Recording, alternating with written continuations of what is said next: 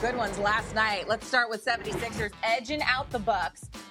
No James Harden still for Philly. He's out with that injured left hamstring, if we're going to keep calling it that. But Joel Embiid doing Joel Embiid things, dropping 42, 14 boards, 5 dimes. Giannis finished with 32 himself and 11 boards and 9 dimes. But the Sixers held on to win, 123 to 120. It's going to be real hard to decide who the MVP is this year. So many sublime performances in the first half. Winner.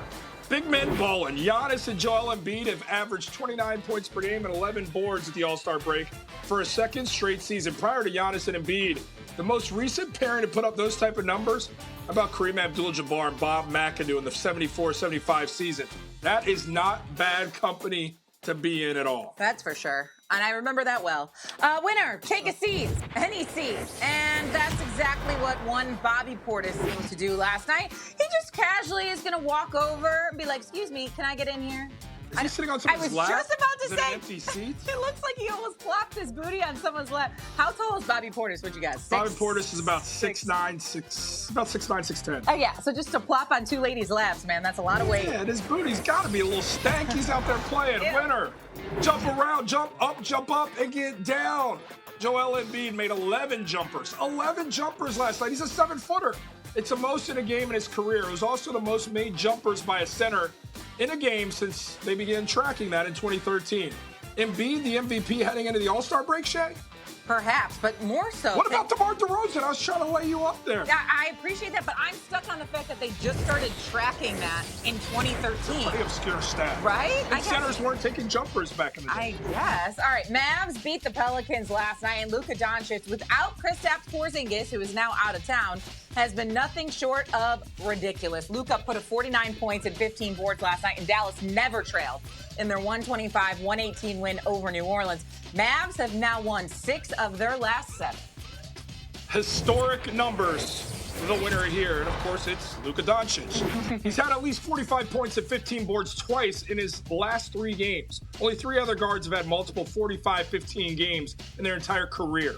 Those players, James Harden, future Hall of Famer, Russ Westbrook, future Hall of Famer. Michael Jordan is the Hall of Fame. Oh, yeah, without a doubt. The GOAT, loser, all-star voting. Do we remember this? Luka Doncic on a mission since not being named an all-star starter back on January 27th. Since then, casually averaging 35.5 points per game, the most by any player in the NBA. Now, that is what I would call a statement. And so, Jay, we mentioned it earlier, but the Mavs decided to ship out Kristaps Porzingis. And I remember when that trade went down, clearly we live in the same household. So when things like this happen and our phones go off, we look at each other. And you said, wow, so Kristaps out of town. Luka wants to do it by himself. And that's exactly what he's doing. They're playing at a great level. And everyone thought the West wasn't going to be as deep as the East is. It makes it deep, but are they really a threat? Like when you look at the postseason, do you believe the Mavs are a team that are going to come out of the West and represent the West in the NBA Finals? No. And I think that's really the unfortunate side to this. It's a step, but a long-term step towards how the Mavs are going to structure this around Luka. That's great. But in the immediate, this wasn't a group that said, let's make deals. When you bring in Bertans and Spencer Dinwiddie, 2 guys that are not playing to the level that they had at points in their career, it moves space around. Getting rid of a guy like Kristaps says to Luka, we know you don't like playing with him. It's resulted in early exits in the last few playoffs. We're going to get this thing right, but not in the immediate. What we're seeing from Luka is historic. It's incredible. He's played his way into the MVP conversation, a very deep pool of MVP candidates. Yeah. But yet still, this feels like a Mavs team, no different from the ones that have been ousted early in the last few seasons. I would look at All-Star Weekend and say, Luka, get out there and start politicking. Start buddying up with guys. Start flirting with a few other players. Exactly that. Start flirting. That's what KD did with Kyrie. They hit it off in 2019. LeBron and Steph Curry have been flirting with each other at the All-Star games the last few years, too. I'm not saying that's going your anywhere, flirt on in Cleveland. Something we don't say a lot. Joe Noah probably believe there's no flirting that could ever go on in Cleveland. That's true. But I think Luka needs to try and find out who can he partner himself with that's feasible with how they're going to move this thing forward, where they can be a team where you go, they can go win a championship, because that's not right now. No, he's not. He can't do it all by himself. He needs someone around him. And by the way, you're never going to Cleveland after that statement. All right, let's go to the Heat and the Hornets last night as we keep improving. Heat on the road facing those Hornets, and Jimmy Butler overcame a rough shooting night to make 2 clutch jumpers in the second OT. He finished with 15 points, 10 rebounds, and 8 assists. Kyle Lowry, also big time, scoring 12 of his 25 after regulation. He outlasted the Hornets 111-107 in double OT. Going out with extra basketball before the All-Star break. You love these Heat. We'll talk about them in a little bit, but we'll continue telling some stories with it. Loser, make it make sense. Overtime, Heat down 2. Kyle Lowry knocks down the go-ahead 3. This will be as the shot clock's winding down, but you can clearly see Lowry's foot's on the line. It should have been a 2-point basket since the officials did not stop the game to take a look. The window to review came and ultimately went without taking the point off the board. Montrezl Harrell then missed the go-ahead free throw, less than 2 seconds left. The Hornets should have been up 1. The Hornets, of course, go on to lose in double overtime. Winner passing LeBron before fouling out in the second OT. LaMelo Ball had 14, 14, and 10 for a light work triple-double. The 6th of his career. He passed LeBron James on the list of triple-doubles before turning 21 years old. By the way, he had 5. LaMelo is just 1 triple-double shy of tying Magic Johnson for second on the list, but he's got a ways to go from the number 1 on the list. That would be Luka Doncic. It all comes back to Luka. Winner, 6 out of 7 ain't bad. It's not quite what the late Meatloaf said, but close. The Heat have won 6 of their last 7, tying the Chicago Bulls. That's right, the Chicago Bulls for the best record in the East at 38-21. Pretty good stuff there. So because these Heat have been doing pretty special things and pretty much under the radar, to be quite honest, as we talk about the madness with the Sixers and the Nets, how these Bucks are trying to defend their title, the surprise Bulls and DeMar DeRozan. But I feel like the Heat have not gotten a lot of talking attention about this group, and here they are at the top. Why are you a believer, or are you a believer in these Heat to get there and get it done? I feel like when the Heat won the chip, the story was that they didn't deserve to be there, that they caught all these special breaks along the way. And ever since then, I feel like Jimmy Butler and company and Tyler Hero and company have felt some kind of way about returning to that same stage and showing something that they can prove.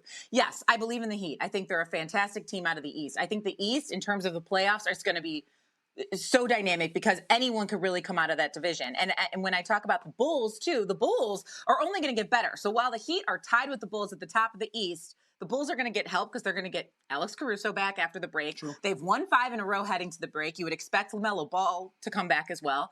You would expect, hopefully, to get some help, more help from LaVine because you've got some positive injury news there.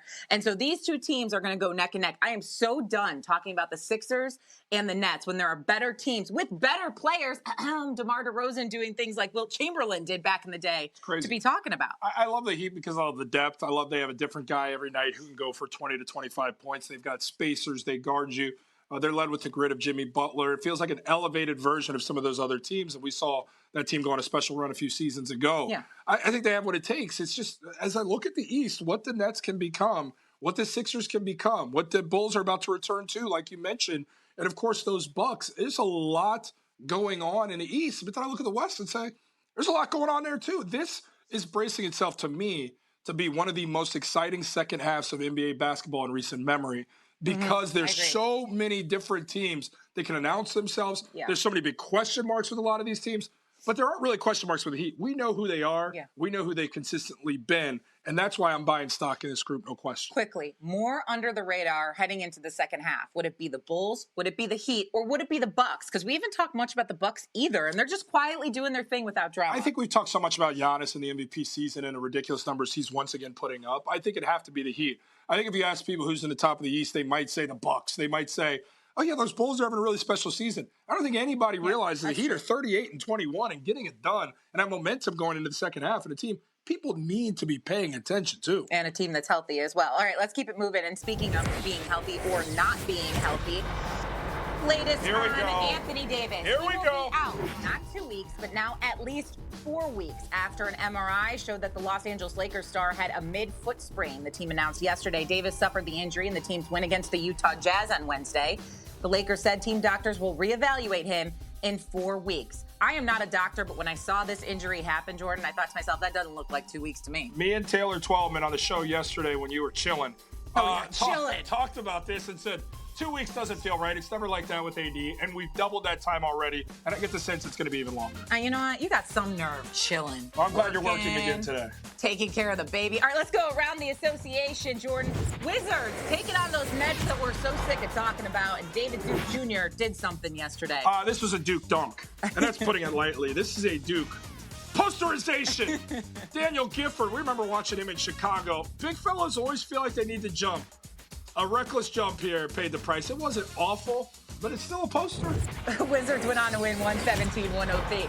Rockets at Clippers, and this person isn't a Timberwolves guard, Patrick Beverley. He's the number one Clippers fan, and I love these kind of things. That's Timberwolves guard now, Patrick Beverley. Thank you. Representing Chicago, but he plays for another team now. Obviously, he's with those Clippers. He loves watching his former teammates like Terrence Mann go off for 20. Luke Kennard put up 25 on 8 of 9 for 3, and the Clippers get the blowout dub.